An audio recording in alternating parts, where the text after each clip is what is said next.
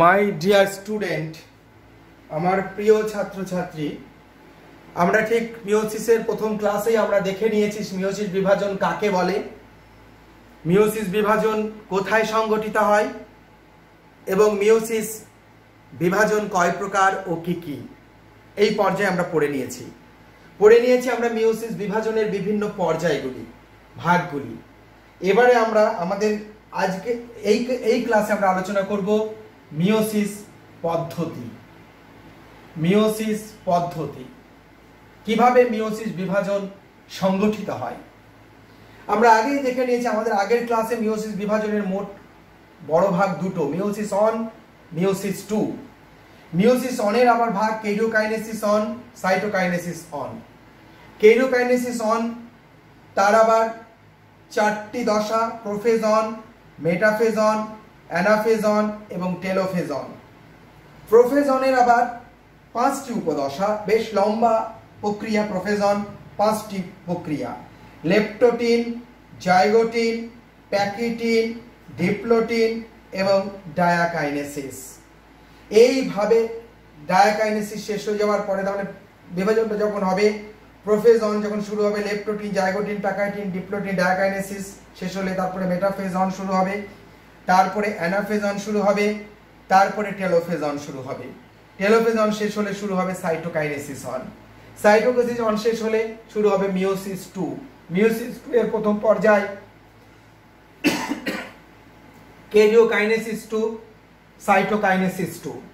কেরিওকাইনেসিস two, prophase two, metaphase two, anaphase two এবং telophase two. তারপরে হবে সাইটোকাইনেসিস টু। আমরা এও দেখে নিয়েছি মিওসিস অন হ্রাসকরণ বিভাজন, কারণ এই বিভাজনে মাতৃকোষের ক্রোমোজোম সংখ্যা অপত্য কোষে অর্ধেক হয়ে যায়। তারপরে আমরা দেখে নিয়েছি মিওসিস টু সমবিভাজন, কারণ এই বিভাজনে ক্রোমোজোম সংখ্যা মাতৃকোষের সমান থাকে। এবারে এই যে মিওসিস বিভাজনের মিওসিস অন পর্যায়, মূলত আমাদের এই পর্যায়ে পড়াশোনা করতে হবে, মিওসিস অন পর্যায়ে। কারণ টু পর্যায়ে পুরোপুরি মাইটোসিস বিভাজন, ফলে মাইটোসিস বিভাজনে আমরা যে যে বৈশিষ্ট্য পড়েছি এবং লিখেছি, মাইটোসিসের প্রোফেজে যা পড়েছি এখানে এই প্রোফেজে তাই হবে, এই মেটাফেজে তাই হবে, অ্যানাফেজ, টেলোফেজে মাইটোসিসের মতোই হবে। ফলে এখানে শুধুমাত্র আমাদের মিওসিস অন পর্যায়টা পড়ে নিলেই মিওসিস টু পর্যায়টা পুরোপুরি মাইটোসিসে আমরা যে ক্লাস করেছি, যে পড়াশোনা করেছি, সেটা এখানে প্রযোজ্য হবে। তাহলে আমরা এখন এখানে মিওসিস অনের প্রথম অংশটা, অর্থাৎ মিওসিস অন বিভাজন কিভাবে হবে, আমরা সেটা ধাপে ধাপে প্রতিটি দশা ধরে ধরে আমরা একটু বুঝে নেব।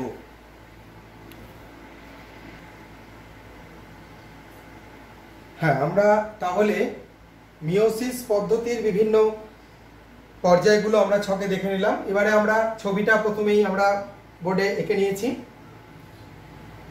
আমরা এবারে মিওসিস বিভাজন কিভাবে হয় এই আমাদের আঁকা ছবিগুলো নিয়ে আমরা পর্যায়ক্রমে দেখে নিচ্ছি। ছবিগুলো একটু আগে এঁকে নিয়েছি, সময়টা আমরা একটু বেশি পাবো বলে তাড়াতাড়ি আমরা বিষয়টা শেষ করতে পারবো। সেই কারণে প্রথমে আমাদের দেখা যাক এই যে কোষটি, এই কোষটি বিভাজনের জন্য প্রস্তুত, একটি পরিণত মাতৃকোষ যেটির মিওসিস বিভাজন হবে। আমরা প্রাণীকোষদের দেখছি, প্রাণীকোষের সুগঠিত নিউক্লিয়াস, সাইটোপ্লাজম এবং সেন্ট্রোজোম। উদ্ভিদ কোষ হলে আমরা জানি এই সেন্ট্রোজোমটি থাকে না। বাকি উদ্ভিদ কোষ এবং প্রাণী কোষের বিভাজনের নিয়মগুলি সব একই রকম মোটামুটি। কেরিওকাইনেসিস পর্যায়ের এই সেন্ট্রোজোম এবং বেমতন্তু গঠনের স্থানটা একটু এখানে পার্থক্য রয়েছে উদ্ভিদ কোষ প্রাণী কোষের ক্ষেত্রে, আমরা সেটা আলোচনার মধ্যে চলে যাব, পরে বলবো। সাইটোকাইনেসিস পদ্ধতিটা তো অনেকটাই আলাদা, আমরা সেটা মাইটোসিস বিভাজনের সময় আমরা দেখেছি। আমরা এবারে এই যে কোষটি, মাতৃকোষটি বিভাজিত হবে, প্রথমে প্রোফেজের যে পাঁচটি উপদশা, এটা হচ্ছে প্রোফেজের 1 নম্বর উপদশা। এবং আমরা 1 নম্বর উপদশার নাম কি দিয়েছি, আমরা ছকে পেয়েছি লেপ্টোটিন। লেপ্টোটিন দশাতে কি ঘটে, প্রাণীকোষের সেন্ট্রোজোমটি বিভাজিত হয় দুটো সেন্ট্রিওলে, এবং দুটি সেন্ট্রিওল কোষের দুই মেরুর দিকে যেতে শুরু করে এবং সেন্ট্রিওল থেকে চারিদিকে অ্যাস্ট্রাল রশ্মি, যেটি মাইক্রো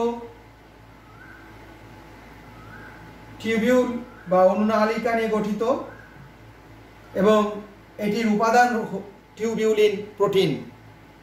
টিউবিউলিন প্রোটিন ছোট ছোট নল দিয়ে এই অ্যাস্ট্রাল রশ্মি গঠিত মাইক্রোটিউবিউল বা অনুনালিকা এই সেন্ট্রিওল থেকে বিচ্ছুরিত হয় এবং সেন্ট্রিওল দুটি, এই সেন্ট্রিওলটি ক্রমশ এই প্রান্তের দিকে কোষের, এটি এই প্রান্তের দিকে ক্রমশ চলতে শুরু করবে। এই যে নিউক্লিয় জালিকাগুলি, যেটা আমরা আগেই আলোচনা করেছি, এই নিউক্লিয় জালিকা কুণ্ডলীকৃত হয়ে, যেটা আমরা ক্রোমোজোম পড়ার সময় আমরা দেখে নিয়েছি, এটি কুণ্ডলীকৃত হয়ে সুনির্দিষ্ট ক্রোমোজোম গঠন করে। আমরা দেখেছি যে নিউক্লিয় জালিকা, এই নিউক্লিয় জালিকা এইভাবে কুণ্ডলীকৃত হয়ে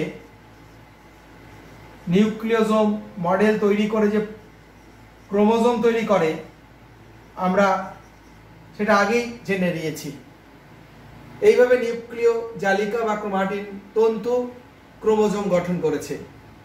প্রত্যেকটি ক্রোমোজোমের দুটি করে ক্রোমাটিড পরস্পরের সঙ্গে পেঁচিয়ে রয়েছে স্পাইরালাইজেশন পদ্ধতিতে এবং প্রাণীকোষের বেলায় এই ক্রোমোজোমগুলি সেন্ট্রিওল যেদিকে কোষ পর্দার সেই দিকে ইউ ভাঁজ হয়ে গুচ্ছ তৈরি করে একটা ফুলের তোড়ার মতো অবস্থানে এরা থাকে।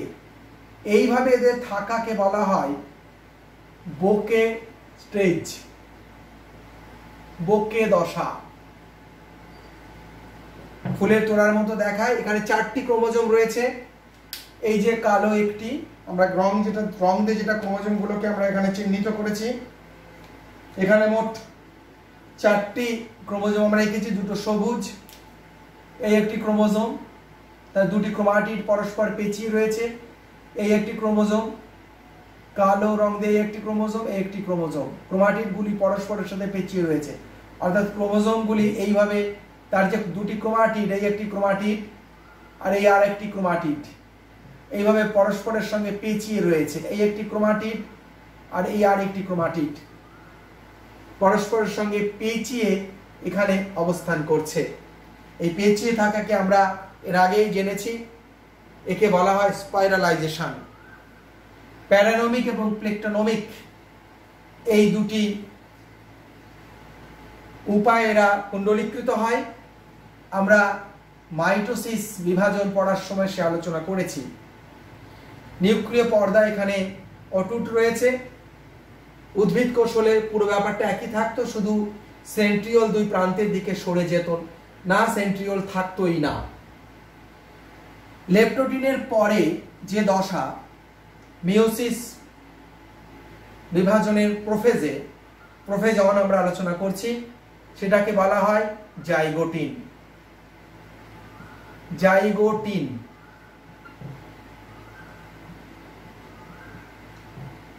জাইগোটিন এই দশার মুখ্য বিষয় কি? এই যে 4টি ক্রোমোজোমগুলির মধ্যে জিনগত কিছু সাদৃশ্য থাকে।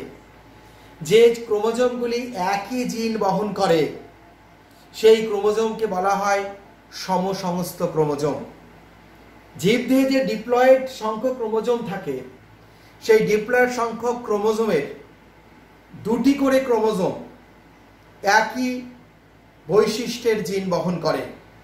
যে ক্রোমোজোমগুলি আকার আকৃতি সেন্ট্রোমিয়ারের অবস্থান অনুযায়ী আকার আকৃতিতে একই রকমের হবে, মেটাসেন্ট্রিক বা সাবমেটাসেন্ট্রিক, অ্যাক্রোসেন্ট্রিক বা টেলোসেন্ট্রিক, আকার আকৃতিতে একই রকমের হবে, এবং যে ক্রোমোজোমগুলি একই জীবের একই বৈশিষ্ট্যের জিন বহন করবে, জিনগুলি বিপরীতমুখী হতে পারে, সেই 2টি করে ক্রোমোজোমকে বলা হয় পরস্পরের সমসংস্থ ক্রোমোজোম বা হোমোলোগাস ক্রোমোজোম।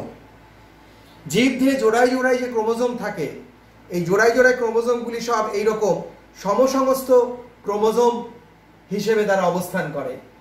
এখানে আমরা যে দুটো 4টে ক্রোমোজোম এঁকেছি, অর্থাৎ দুই জোড়া সমসংস্থ ক্রোমোজোম, এই এক জোড়া সমসংস্থ ক্রোমোজোম, এই এক জোড়া সমসংস্থ ক্রোমোজোম, এই আর এক জোড়া সমসংস্থ ক্রোমোজোমগুলি এখানে একসাথে জট পেকেছিল। জাইগোটিন দশায় তারা সমসংস্থ ক্রোমোজোমগুলি জোড়বদ্ধ হয়, তারা পাশাপাশি চলে আসে। এই ক্রোমোজোম জোড়া এক জোড়া সমসংস্থ ক্রোমোজোম, এই ক্রোমোজোম জোড়া আর এক জোড়া সমসংস্থ ক্রোমোজোম। এই ক্রোমোজোমগুলি একই জীবের একই বৈশিষ্ট্যের জিন বহন করে। জিনগুলি সমধর্মী হতে পারে, বিপরীতধর্মী হতে পারে। এই ক্রোমোজোম জোড়াও একই বৈশিষ্ট্য বহন করে। এইভাবে সমসংস্থ ক্রোমোজোমের মাঝখানে আবার এক ধরনের প্রোটিন তৈরি হয়, যাকে বলা হয় সাইন্যাপটিমাল কমপ্লেক্স। এই সাইন্যাপটিমাল কমপ্লেক্স, এই প্রোটিন সাইন্যাপটিমাল কমপ্লেক্স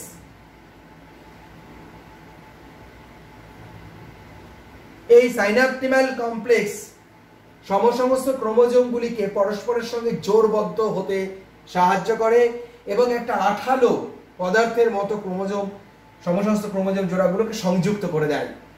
ক্রোমোজোমের এইভাবে সংঘবদ্ধ হওয়াকে বলা হয় সাইন্যাপসিস। খুব ইম্পর্টেন্ট ঘটনা সাইন্যাপসিস, একটাই শব্দ, জায়গাভাবে এখানে লিখলাম সাইন্যাপসিস।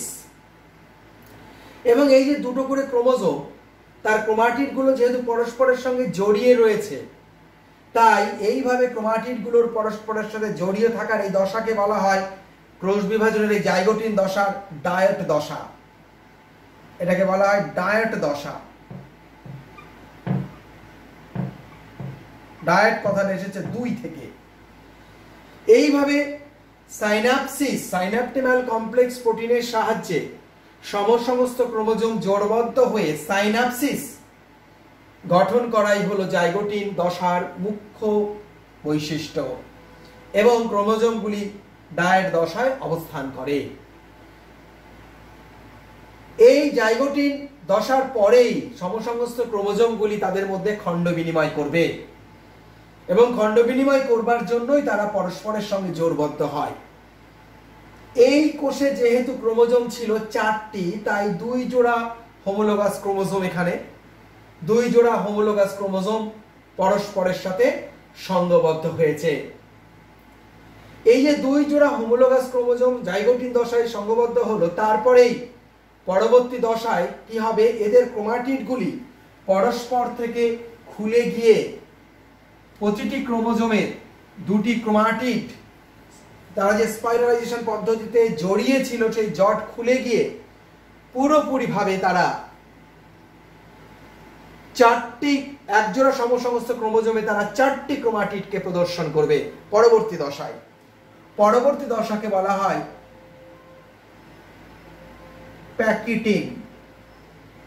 প্যাকেটিন দশা।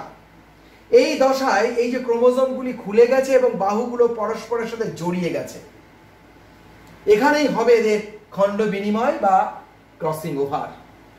এখানে যে ক্রোমোজোমগুলি 4টে ক্রোমাটিড, তার স্পষ্ট বোঝা যাচ্ছে। এই এটা লাল রং দিয়ে দেখিয়েছি, এটা কালো রং দিয়ে, এটা সবুজ দিয়ে, এটা কালো দিয়ে দেখিয়েছি আমরা। এই যে 4টে ক্রোমাটিড, এই যে লাল ক্রোমোজোমটার এই একটা ক্রোমাটিড, এই একটা ক্রোমাটিড, কালোটার এই একটা ক্রোমাটিড, এই একটা ক্রোমাটিড, পুরোপুরি 4টে দেখা যাচ্ছে। সেই কারণে এই দশাকে বলা হয় টেট্রাড দশা। প্রতিটি সমসংস্থ জোড়া ক্রোমোজোমে 4টি করে ক্রোমাটিড সুস্পষ্টভাবে গণনা করা যায়। এবারে একই ক্রোমোজোমের দুটি ক্রোমাটিড, যদি আমরা এখান থেকে ভাবি যে সবুজ দুটি বা কালো দুটি বা লাল দুটি বা কালো দুটি ক্রোমাটিড, একে বলা হয় সিস্টার ক্রোমাটিড। সিস্টার ক্রোমাটিড, ভগ্নী ক্রোমাটিড। একই ক্রোমোজোমের খণ্ড দুটোকে বলা হয় সিস্টার ক্রোমাটিড। একই রকম ভাবে সিস্টার ক্রোমাটিড, একই রকম ভাবে দুটি আলাদা জোড়ের ক্রোমোজোম, অর্থাৎ একটি লাল একটি কালো, এই যে একটি লাল একটি কালো, বা এখানে একটি সবুজ একটি কালো, যে রঙটা আমরা দেখিয়েছি, তাকে বলা হয় নন সিস্টার ক্রোমাটিড। নন সিস্টার ক্রোমাটিড। তাহলে আমরা সিস্টার এবং নন সিস্টার দু রকম ক্রোমাটিড পেলাম ক্রোমোজোমের ক্ষেত্রে। হোমোলোগাস জোড়বদ্ধ হোমোলোগাস ক্রোমোজোমের একটি ক্রোমোজোমের দুটি ক্রোমাটিডকে সিস্টার ক্রোমাটিড এবং জোড়বদ্ধ ক্রোমোজোমের দুটি ভিন্ন ক্রোমোজোমের দুটি ক্রোমাটিডকে নন সিস্টার ক্রোমাটিড বলা হয়। এবং আরো দেখছে টেট্রার দশাতে দুটি নন সিস্টার ক্রোমাটিড পরস্পরের সঙ্গে একদম পেঁচিয়ে রয়েছে, পরস্পরের সঙ্গে পুরো পেঁচিয়ে রয়েছে। দুটি নন সিস্টার ক্রোমাটিড, সিস্টার ক্রোমাটিড কিন্তু পরস্পরের সঙ্গে পেঁচিয়ে থাকবে না, খুব গুরুত্বপূর্ণ বিষয়। দুটি নন সিস্টার, এটির একটি এই কালো, এখানে কালো ক্রোমোজোম, কালো রঙের ক্রোমোজোমটি যেটা আমরা এঁকেছি, আর লালটির, এই দুটি নন সিস্টার ক্রোমাটিড পরস্পরের সঙ্গে একদম জড়িয়ে রয়েছে। এখানে এই সবুজ রঙের সাথে কালো রঙের সাথে জড়িয়ে রয়েছে। এবং এই যে জড়িয়ে রয়েছে পরস্পরের সাথে, এখানে কি হবে, বিশেষ একটি উৎসেচক এন্ডোনিউক্লিয়াস, সেই উৎসেচক এই ক্রোমাটিড গুলোকে জিন হিসেবে ছোট ছোট খণ্ডে বিভক্ত করে দেবে। এক একটি ক্রোমাটিড, তাতে যতগুলো জিন আছে, 1000টি জিন থাকতে পারে, 950টি জিন থাকতে পারে, জীব ভেদে ক্রোমোজোম ভেদে তার সংখ্যা আলাদা হবে, ততগুলো খণ্ডে খণ্ডে ভেঙে দেবে এন্ডোনিউক্লিয়াস, উৎসেচক ক্রোমাটিড বাহুকে। অর্থাৎ এখানে এরা জোড়বদ্ধ অবস্থায় যখন থাকলো কোষের মধ্যে, এরা আবার ছোট ছোট টুকরোতে টুকরোতে টুকরোতে টুকরোতে কেটে গেল বা ভেঙে গেল, ছোট ছোট টুকরোতে টুকরোতে কেটে গেল বা ভেঙে গেল। তারপরে কি হবে, ওইভাবে ওরা অবস্থান করবে এবং আরেকটি উৎসেচক, লাইগেজ উৎসেচক, ওই ভাঙা ক্রোমাটিড গুলোকে পরস্পরের সাথে আবার সংযুক্ত করে দেবে। লাইগেজ যখন সংযুক্ত করে দেবে কাটা টুকরোগুলোকে, তখন কি হয়, এখানে রং হিসেবে বলছি, লাল রঙের ক্রোমোজোমের কিছু খণ্ড ওই কালো রঙের বাহুটার সাথে, কালো রঙের ক্রোমোজোমের কিছু অংশ লাল রঙের বাহুটার সাথে যুক্ত হয়ে যায়।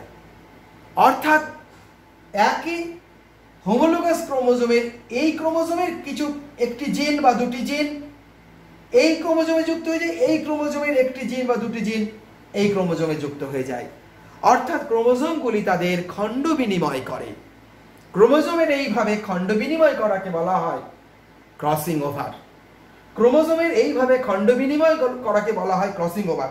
আমরা যদি খুব দ্রুত, এখানে যদি আমরা খুব দ্রুত একবার খুব দ্রুত দেখে নিই যে খণ্ড বিনিময় হয়ে চেহারাটা কি দাঁড়াবে, এখানে এই একটা ছবির মাধ্যমে আমরা যদি এখানে দেখে নিই, দেখা যাক এই একটা ক্রোমোজোম আর এই আর একটা ক্রোমোজোম, আমরা রং দিয়ে এখানে সূচিত করেছি ক্রোমোজোমগুলোকে,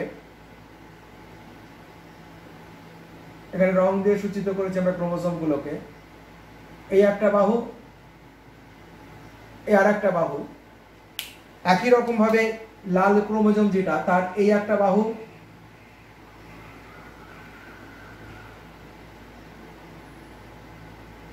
এই আর একটা বাহু, আর এই আর একটা বাহু। খণ্ড বিনিময় করেছে মানে কি হয়েছে, লালটার কিছু খণ্ড কালোটার সাথে যুক্ত হয়ে গেছে, জিন হিসেবে যুক্ত হবে, এটা জিন হিসেবে যুক্ত হবে। ওই ক্রোমোজোমের কিছু জিন এর মধ্যে চলে এসেছে, আর এই ক্রোমোজোমের লালটা, মানে এই ক্রোমোজোমের কিছু জিন এটার মধ্যে চলে গেছে, এই বাহুটার মধ্যে চলে গেছে। একেই আমরা বলছি ক্রোমোজোমের খণ্ড বিনিময়। খণ্ড বিনিময় মানে জিন বিনিময়।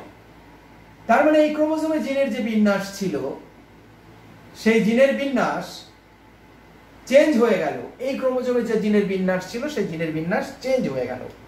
খণ্ড বিনিময়ের সাথে সাথে ক্রোমোজোমগুলির মধ্যে জিনের বিনিময় হয়ে গিয়ে ক্রোমোজোমের ধর্মও পাল্টে গেল।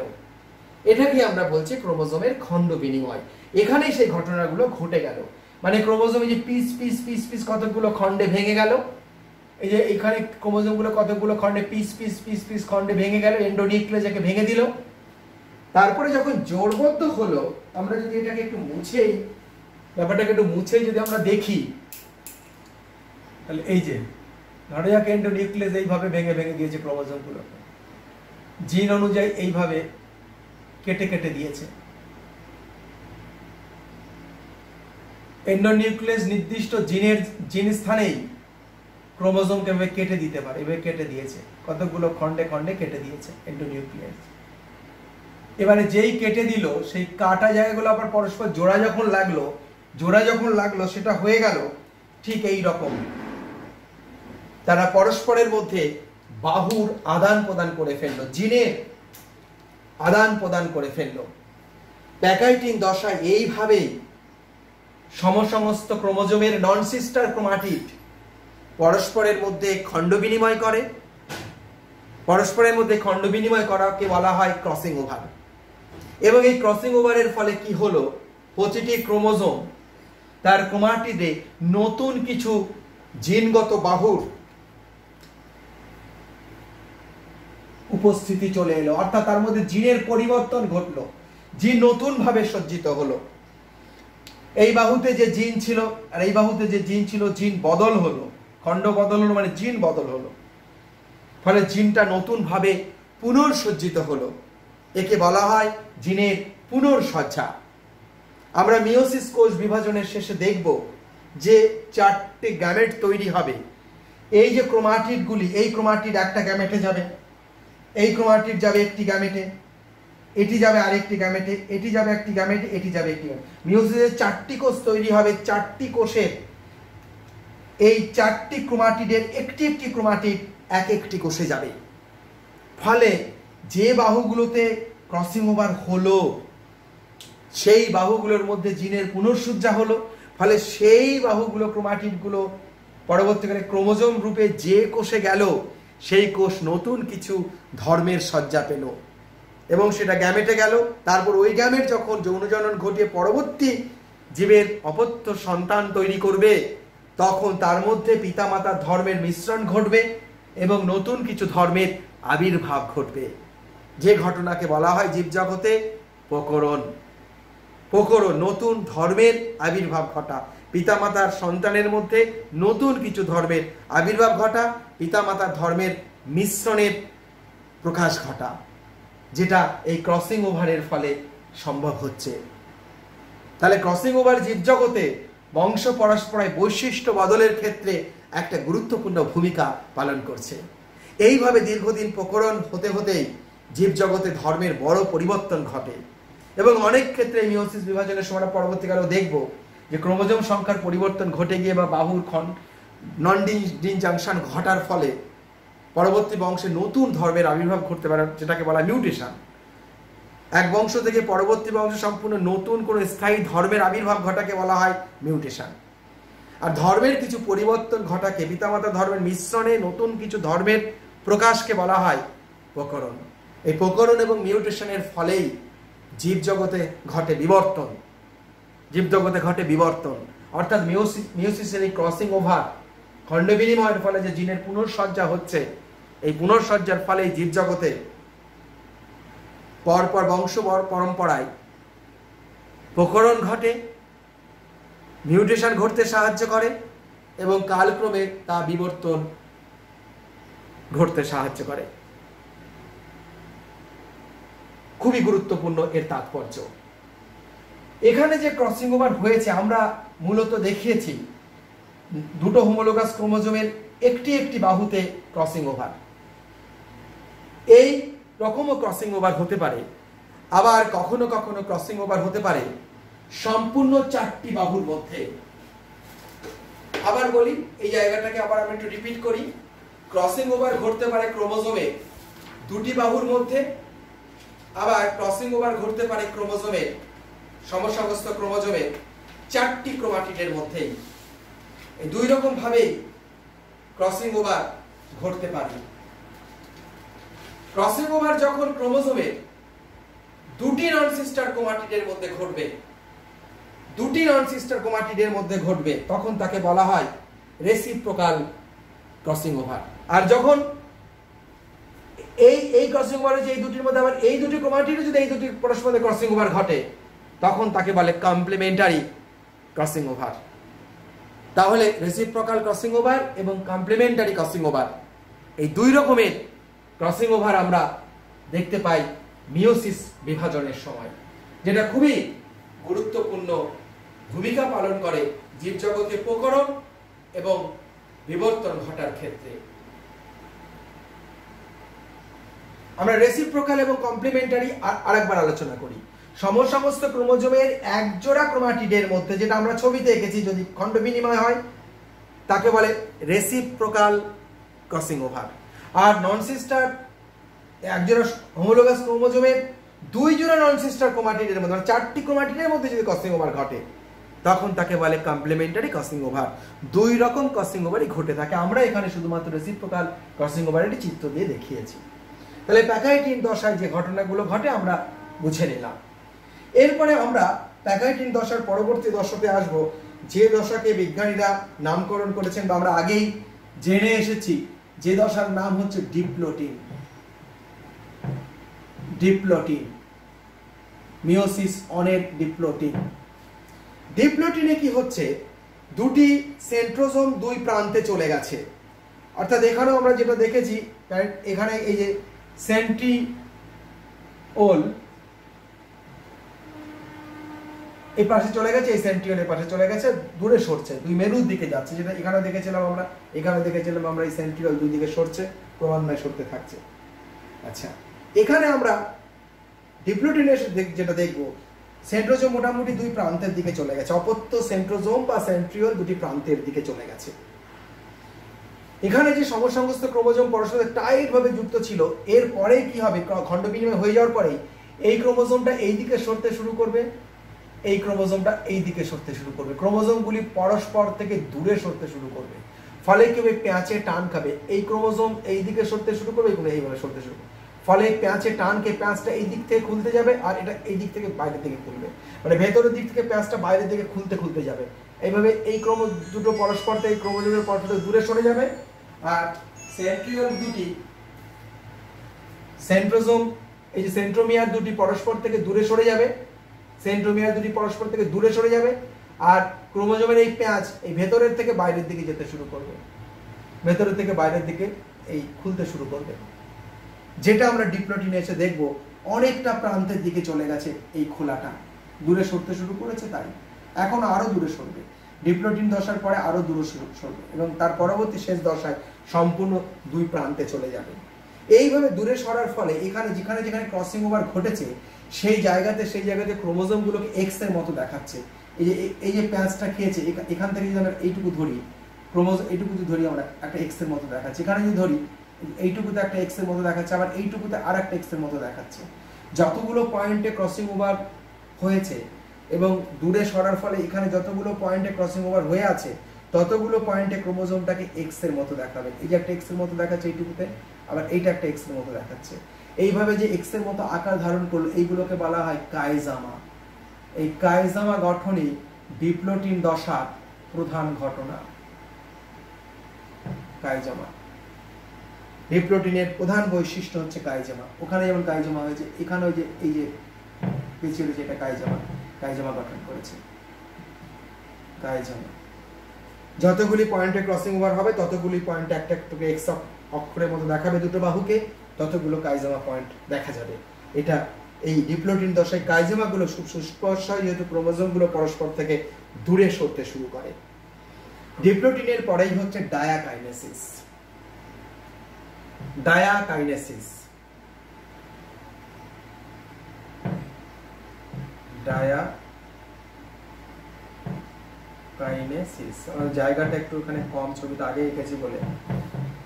ডায়াকাইনেসিস, ডায়াকাইনেসিসে আমরা কি দেখতে পাচ্ছি, এই ক্রোমোজোম আরো দূরে সরে গেছে,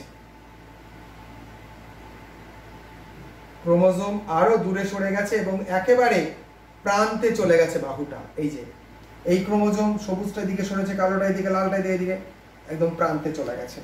এখানে আমাদের আরেকটা ক্রোমোজোমকে এঁকে দিতে হবে।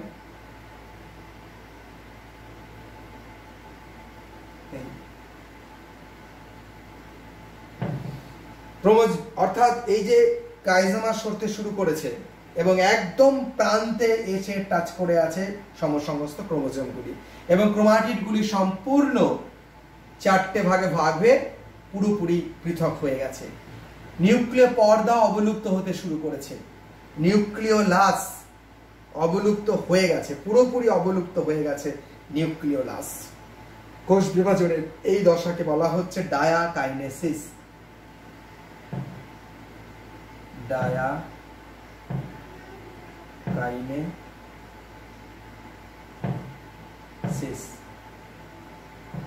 Diakinesis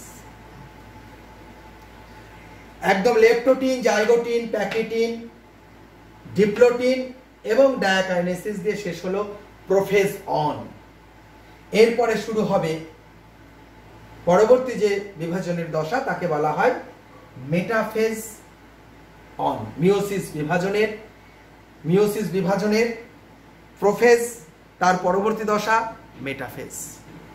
metaphase on. মেটাফেজ অনে কি হবে? মেটাফেজ অন আমরা এখানে দেখতে পাচ্ছি। মেটাফেজ অনে কি হবে? এই ক্রোমোজোমগুলো একদম বিষুব রেখা বরাবর সজ্জিত হবে। ক্রোমোজোমের দুই প্রান্ত থেকে বেমতন্তু গঠিত হবে। বেমতন্তু, এই যে বেমতন্তু গঠিত হয়েছে। বেমতন্তু ক্রোমোজোমের কাইনেটোকোরে এসে যুক্ত হবে। ক্রোমোজোমের কাইনেটোকোরে এসে বেমতন্তু যুক্ত হয়েছে। আর কি দেখতে পাচ্ছি আমরা? কিছু বেমতন্তু, এই বেমতন্তুটা ক্রোমোজোমের কাইনেটোকোরে এসে যুক্ত হয়েছে, তাই এটা হলো বেমতন্তু এবং এই বেমতন্তুর নাম ক্রোমোজোমীয় বেমতন্তু। আর এই যে বেমতন্তু এই প্রান্ত থেকে একদম এই প্রান্ত পর্যন্ত চলে এসেছে, এই বেমতন্তুকে বলে অবিচ্ছিন্ন বেমতন্তু। আর একেবারে মাথায় ছোট ছোট যে অ্যাস্ট্রাল রশ্মিগুলো রয়েছে, অ্যাস্ট্রাল রশ্মিগুলো বেমতন্তুরই অংশ। এটাও বেমতন্তুরই একটা ভাগ, আমরা বলতে পারি অ্যাস্ট্রাল রশ্মি। তাহলে বেমতন্তু এখানে আমরা তিন রকম দেখতে পাচ্ছি: অ্যাস্ট্রাল রশ্মি বেমতন্তু, ক্রোমোজোমীয় বেমতন্তু এবং অবিচ্ছিন্ন বেমতন্তু। একদম এই প্রান্ত থেকে এই প্রান্ত পর্যন্ত রয়েছে অবিচ্ছিন্ন বেমতন্তু। আর মাঝে এগুলো রয়েছে সব ক্রোমোজোম অবস্থান করছে। আর দুই প্রান্তে রয়েছে সেন্ট্রিওল, দুই প্রান্তে সেন্ট্রিওল রয়েছে। তাহলে আমরা যদি ক্রোমোজোম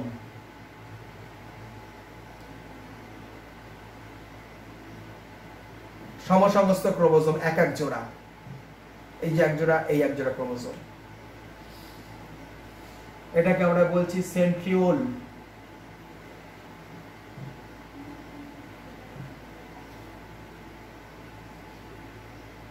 ক্রোমোজোমগুলি কোষের একদম বিষুব রেখা বরাবর সজ্জিত হয়েছে। তারপরে কি হবে? বেমতন্তু সংকুচিত হতে শুরু করবে। এই বেমতন্তু এই দিকে সংকুচিত হতে শুরু করবে, এই বেমতন্তু এই দিকে সংকুচিত হতে শুরু করবে।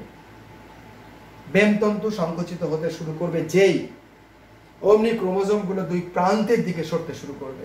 এই ক্রোমোজোম এই দিকে সরে যাচ্ছে, এই দিকে সরে যাচ্ছে, এই ক্রোমোজোম এই দিকে সরে যাচ্ছে এই প্রান্তের দিকে।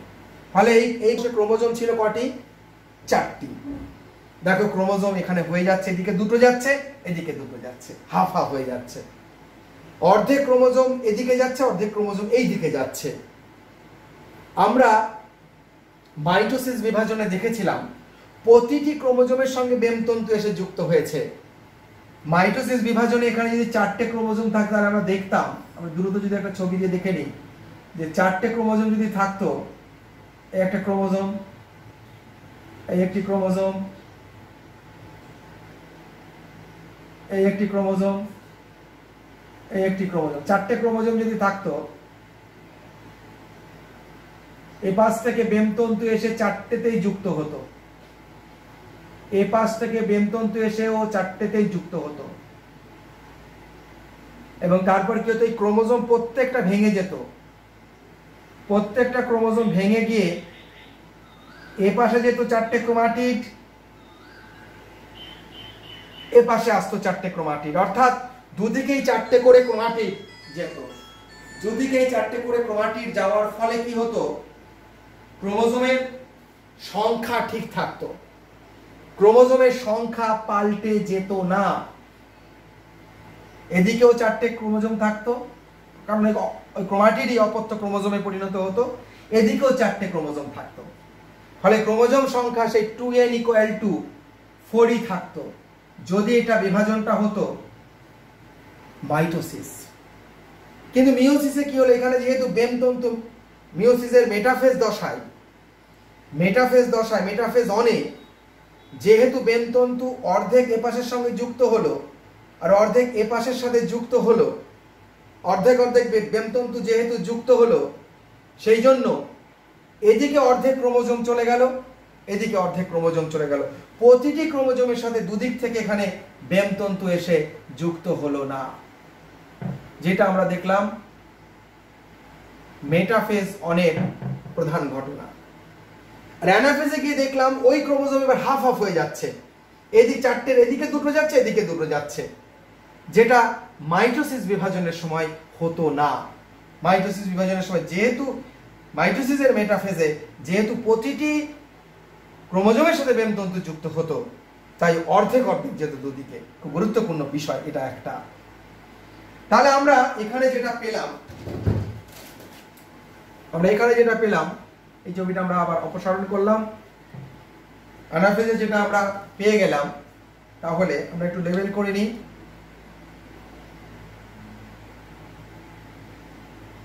সেন্ট্রিওল,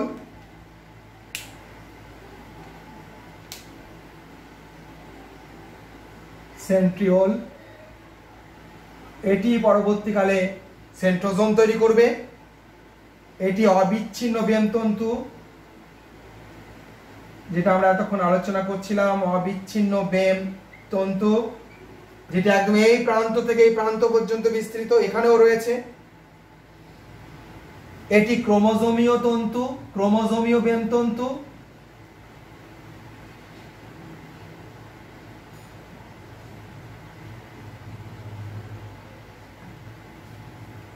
আর দুটো ক্রোমোজোমের মাঝখানে যেগুলো তৈরি হয়েছে, যে ছোট ছোট বেমের মতো তৈরি হয়েছে,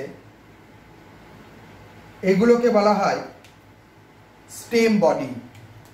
এগুলোকে বলা হয়, এখন বলা হয় অ্যানাফেজে ইন্টারজোনাল তন্তু।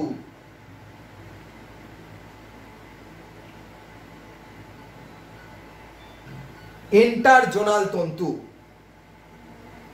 তাহলে তিন রকমের বেমতন্তু পেলাম, অবিচ্ছিন্ন বেমতন্তু পেলাম, ইন্টারজোনাল তন্তু পেলাম, অপত্য ক্রোমোজোমের মাঝে তৈরি হয়েছে, ক্রোমোজোমীয় বেমতন্তু পেলাম। আর এখানে সেন্ট্রিওল থেকে যে ছোট ছোট বেমগুলো ছড়িয়ে রয়েছে তাকে বলে অ্যাস্ট্রাল রশ্মি। এই অ্যাস্ট্রাল বেমও এক ধরনের, এই অ্যাস্ট্রাল রশ্মিও কিন্তু এক ধরনের বেমতন্তু। তাহলে এটা হলো অ্যানাফেজ অন।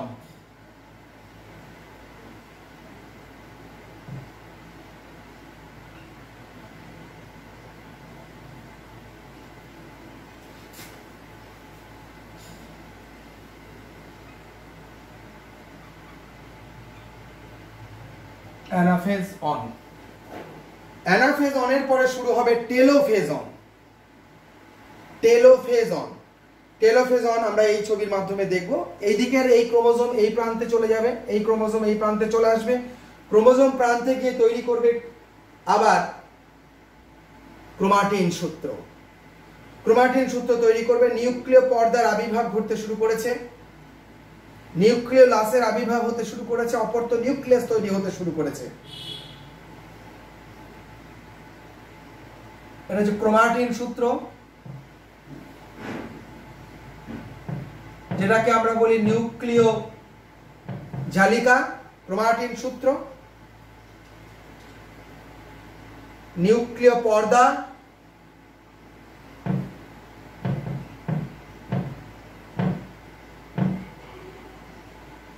নিউক্লিয় পর্দা, এই যে মাঝখানে তৈরি হয়েছে এটাকে বলে স্টেম বডি।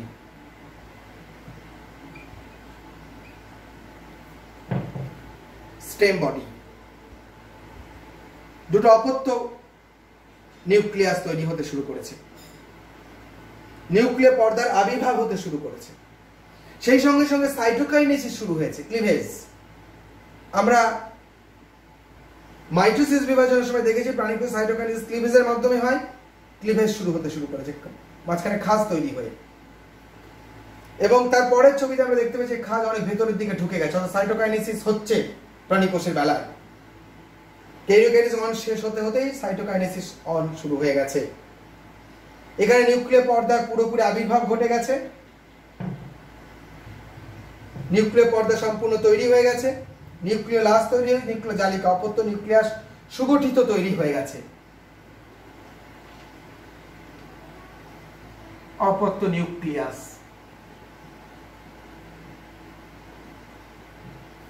অপত্য নিউক্লিয়াস পুরোপুরি তৈরি হয়ে গেছে এবং তারপরে সাইটোকাইনেসিস এখানে সমাপ্ত। তার মানে এই দুটো পর্যায়কে আমরা বলবো টেলোফেজ অন।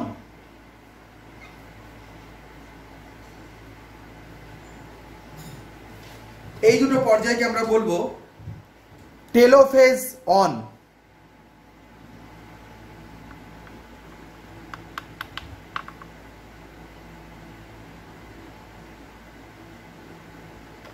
টেলোফেজ অনে আমরা প্রথমে দেখলাম অপত্য নিউক্লিয়াস তৈরি হতে শুরু করলো, তারপরে এখানে অপত্য নিউক্লিয়াস পুরোপুরি তৈরি হয়ে গেল এবং তারপরে আমরা দেখলাম সম্পূর্ণ দুটো অপত্য কোষ তৈরি, সাইটোকাইনেসিসের মাধ্যমে সম্পূর্ণ দুটো অপত্য কোষ তৈরি হয়ে গেল। সাইটোকাইনেসিস শুরু হলো এখানে ক্লিভেজের মাধ্যমে, এখানে কমপ্লিট হয়ে গেল এবং দুটো অপত্য কোষ তৈরি হয়ে গেল এবং সাইটোকাইনেসিস অনও শেষ হয়ে গেল। তার মানে এটুকুর মধ্যে দিয়ে আমরা দেখলাম মিওসিস কোষ বিভাজনের একদম প্রথম থেকে প্রোফেজ অন থেকে শুরু করে সাইটোকাইনেসিস অন পর্যন্ত শেষ হয়ে গেল। এরপরে কি হবে? এরপরে এই নিউক্লিয়াসটির শুরু হবে মিওসিস 2, এই নিউক্লিয়াসটির শুরু হবে মিওসিস 2।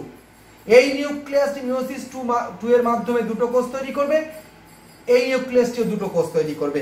এইভাবে দুটি কোষ তৈরি করে দ্বিতীয় মিওসিস শেষ হবে এবং এই বিভাজনটা পুরোপুরি সমবিভাজন এবং পুরোপুরি মাইটোসিস বিভাজনের মতো অনুরূপ, যেটি ক্যারিওকাইনেসিস 2 এবং সাইটোকাইনেসিস 2 এর মধ্যে দিয়ে সম্পন্ন হবে। ক্যারিওকাইনেসিস 2 এর হবে প্রোফেজ 2, মেটাফেজ 2, অ্যানাফেজ 2, টেলোফেজ 2, একেবারে মাইটোসিস বিভাজনের মতো হয়ে শেষমেশ এখান থেকে আরো দুটো কোষ তৈরি হবে, এখান থেকে আরো দুটো কোষ তৈরি হবে, ফলে মোট শেষমেশ 4টি কোষ তৈরি হবে। তাহলে এইভাবে মিওসিস বিভাজন সমাপ্ত হবে। তাহলে আমাদের আজকের এই ক্লাসের মধ্যে দিয়ে আমরা সম্পূর্ণরূপে মিওসিস বিভাজন কিভাবে সংগঠিত হয় জীবকোষে তা আমরা আলোচনা করলাম। আমরা পরবর্তী ক্লাসে আলোচনা করব মিওসিস বিভাজনের তাৎপর্য।